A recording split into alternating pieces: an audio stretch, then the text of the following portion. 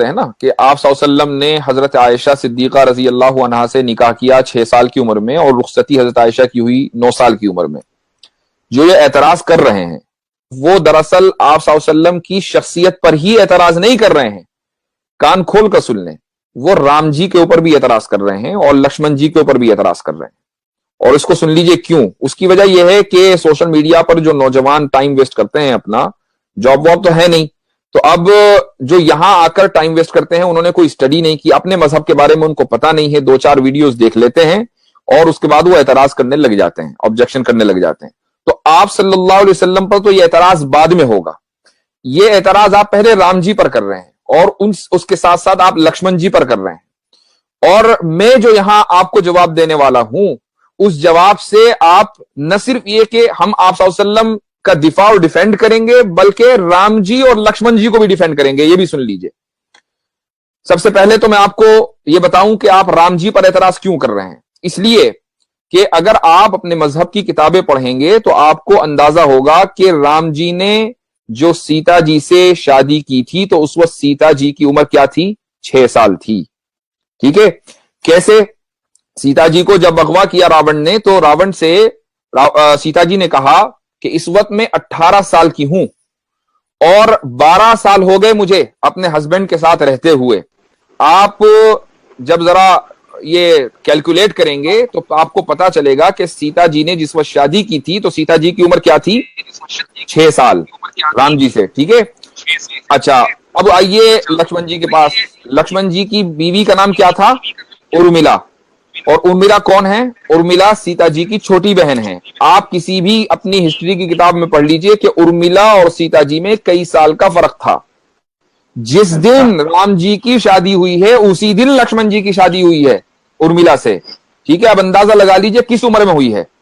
तो ये जो एतराज आप सल्लल्लाहु अलैहि वसल्लम के ऊपर होता है, ये पहले एतराज राम जी के ऊपर होता है, पहला एतराज लक्ष्मण जी के ऊपर होता है। अब मैं आपको बताता हूं कि हम कैसे डिफेंड करेंगे इन तीनों को।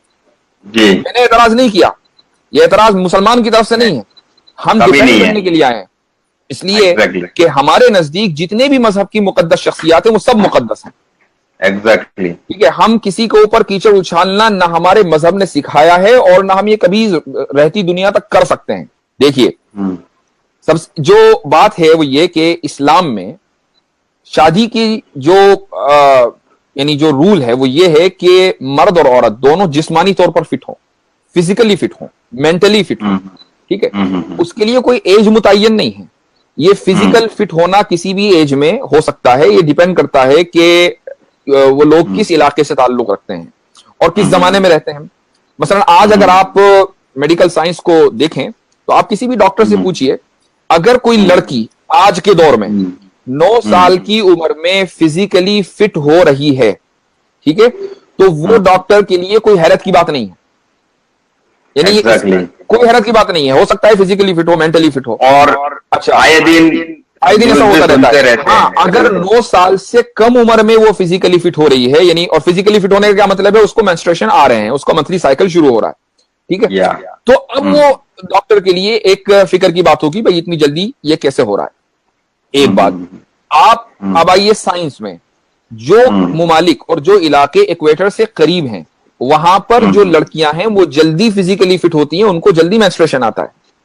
ठीक है, सऊदी अरबिया का जो इलाका है वो इक्वेटर के ऊपर है बिल्कुल, तो वहां पर जो लड़कियां हैं वो जल्दी फिजिकली फिट हो जाती हैं, मेंटली फिट भी हो सकती हैं। ठीक है, अब इस्लाम में जो आपका जो वोटिंग एज है वो मैटर नहीं करती कि आप वोट डालने के लिए किस उम्र में आप एलिजिबल होंगे। ठीक है, इंडिया में वोट डालने के लिए आप एलिजिबल हैं 18 साल की उम्र में लड़की। ठीक है, 18 साल से कम उम्र में आप शादी करेंगे तो क्या होगा, इलीगल है कि लीगल है, मुझे बताइए। इलीगल है। इलीगल है, ठीक है। अब आ जाइए आप अमेरिका में। अमेरिका में जो है शादी करने की जो उम्र है वो क्या है, 16 साल।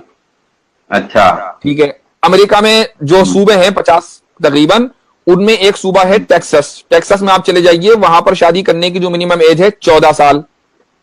रोमन एम्पायर में चले जाइए, इस्लाम से पहले, ठीक है, आप सल्लल्लाहु अलैहि वसल्लम से पहले, तो वहां पर शादी करने की मिनिमम एज थी, एवरेज एज, मिनिमम नहीं एवरेज एज थी 12 साल। और जो शरीफों के घर की लड़कियां होती थी वो और कम उम्र में शादी कर लेती थी। हजरत मरियम अलैहिस्सलातु वस्सलाम जब प्रेग्नेंट हुई हजरत ईसा से, तो उस वक्त हजरत मरियम की उम्र कितनी थी? 13 साल। ठीक है। अब आप आइए चाइना में जो मिनिमम एज है लड़की की शादी करने की वो है 21 साल। अच्छा। अब एक लड़की इंडिया की है, उसने 18 साल की उम्र में शादी की, जाके चाइना में सेटल हो गई, तो चाइना के एतबार से तो वो फिजिकली एबल ही नहीं है शादी करने की। तो इसका मतलब यह हुआ कि हर मुल्क का अपना अपना अलग कानून है। इस्लाम का कानून यह है कि लड़की फिजिकली और मेंटली एबल होनी चाहिए। हजरत आयशा रदियल्लाहु अन्हा 9 साल की उम्र में फिजिकली और मेंटली एबल हो गई थी, जिस तरीके से सीता जी 6 साल की उम्र में हो गई थी। ठीक है। अब जब आप सल्लल्लाहु अलैहि वसल्लम की, अच्छा एक चीज और, कुछ लोग ये कहते हैं नबी करीम सल्लल्लाहु अलैहि वसल्लम की शान में गुस्ताखी करते हुए कि अलियाज बिल्लाह आप पेडोफाइल थे। पेडोफाइल एक टर्म है, इसका मतलब ये होता है कि वो लोग जो सेक्सुअली माइनर्स से अट्रैक्ट हों। ठीक है। मैं ये पूछता हूं कि अगर खुदा ना खास्ता अलियाज बिल्लाह 100 मरतबा अगर इस इल्जाम में जर्रा बराबर भी कहीं हकीकत होती, तो आप सल्लल्लाहु अलैहि वसल्लम 6 साल की उम्र में हजरत आयशा से निकाह करने के बाद 3 साल इंतजार क्यों करते भाई? 3 साल इंतजार किस लिए किया? इसलिए किया ना कि फिजिकली और मेंटली जो है वो मैच्योर हो जाए। एग्जैक्टली। के बाद रुखसती हुई। अच्छा, अब यहां सवाल ये होता है कि भाई चलो 9 ही साल क्यों, 2-4 साल और इंतजार कर लेते अगर 3 साल किया था। उसकी भी एक हिकमत है। उसकी वजह यह है कि नबी करीम सल्लल्लाहु अलैहि वसल्लम के घर में एक ऐसी फैमिली मेंबर का होना जरूरी था कि जो बाहर के असरात से महफूज रहे, ताकि आप सल्लल्लाहु अलैहि वसल्लम की जो पूरी फैमिली लाइफ है वो उसको जू का तू रिकॉर्ड कर ले। अब अगर एक औरत 18 की, 20 साल की, 22 साल की उम्र की किसी घर में आएगी, तो वो बाहर के असरात से महफूज नहीं, उसका अपना एक कल्चर होगा, उसका अपना एक बैकग्राउंड होगा, उसका अपना एक सोचने का अंदाज होगा। ठीक है। तो वो मुकम्मल फैमिली लाइफ को रिकॉर्ड करने के लिए अपने आप को डेडिकेट नहीं कर सकेगी। यही वजह है कि इस्लाम में आधा इल्म तो हजरत आयशा रज़ियल्लाहु अन्हा से हमने लिया है। जी, और बहुत सारी हदीसें हैं जो माँ आयशा से वाबस्ता है कि भाई एक बार आखिरी सुन लीजिए, आप आखिरी बात सुन लीजिए। जब किसी लड़की का रेप होता है ना बचपन में, 6 साल, 8 साल, 9 साल की उम्र में, तो मुझे बताइए कि उस लड़की का जो फिजिकल और मेंटल ग्रोथ है ना वो तकरीबन रुक जाता है। वो लड़की जो है बिल्कुल डिसफंक्शनल हो जाती है। अब वो किसी काम की नहीं रहती, जो अब उसको बल्कि साइकोलॉजिकल थेरेपी की जरूरत पड़ती है अगर उसके साथ ऐसा हो जाए और वो अपनी जिंदगी बचा ले। यहां हजरत आयशा रज़ियल्लाहु अन्हा के साथ उल्टा हो रहा है। हजरत आयशा रज़ियल्लाहु अन्हा के साथ शादी होती है, 9 साल की उम्र में रुखसती होती है।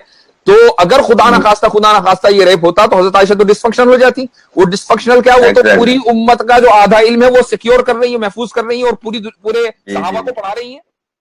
उम्मीद है ये सवाल और जवाब आपको